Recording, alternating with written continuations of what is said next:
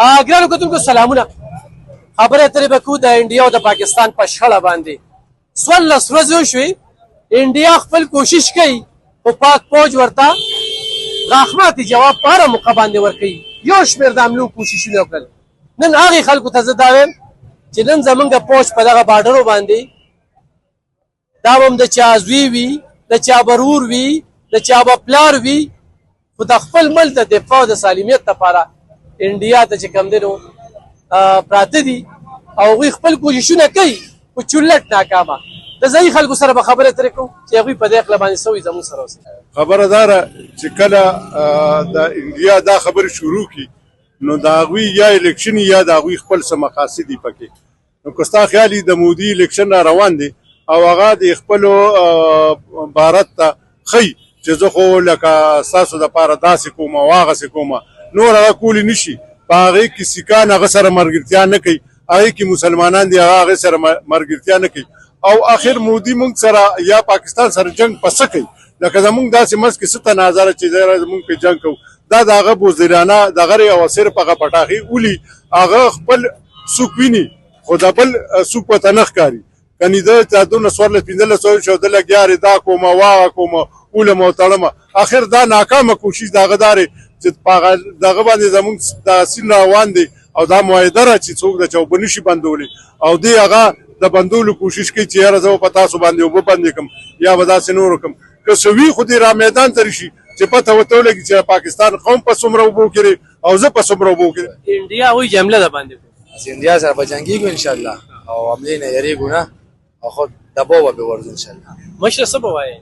انډیا هغوی چې به زموږ د باندې حمله کوي او بس موږ ورته هر وخت تابعدار وو مړه بس یې پمپ بازار پورې ته لوټ پمپ ولاړ دي ورڅه پکو مسلمانې او دغه دغه او په حکم د الله چې وي نو دا خو یو انډیا دی که نه چې شل انډیاګان راځي نو په حکم د خدای ته بغیر د پوټ نه بغیر د پولیس نه دا قوم دا واړه بچي او دا زاړه بچي کوم دي نو دا به پرې جنګېږي که خیر انشاءالله که الله ته منظور تاسو به وګورئ او دنیا به وګوري که الله ته منظور یو څه به وایي؟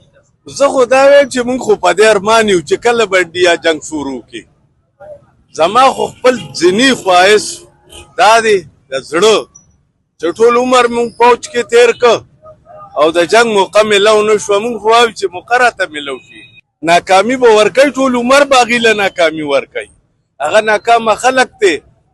موږ خو جنګ ته خوشحالېږو او مرګ ته خوشحالېږو. موږ دا د زړه خواهش دی چې خدای پاکه انډیا سره موږ په جنګ کې شهیدان شو نو موږ خو دې ته تیار یو هر ټیم او جنګ موږ نه کوي. که جنګ یې کوو که جنګ یې کوو دا صرف د دې خلکو دا ذهن بل طرف ته کوي.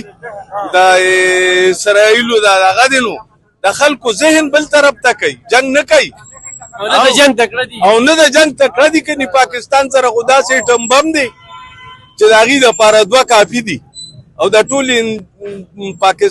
ټولې دنیا لپاره 12 کافي دي. بس بیا به په دې ملک کې څه کېږي هم نه. ډېره زیاته مناسبه وه انډیا ته. انډیا چې کوم دی زموږ د 5 منټو جنګ هم زموږ سره جنګ کړی چې کوم دی 4 جنګ هم چې ولول په تېسته باندې وتښتېد زموږ د ټینګېدي نه چې خو زموږ ذهن بدلېده د عوامو او د جنګ موږ ورته تیار یو بالکل 24 घंटे ورزه په ورمه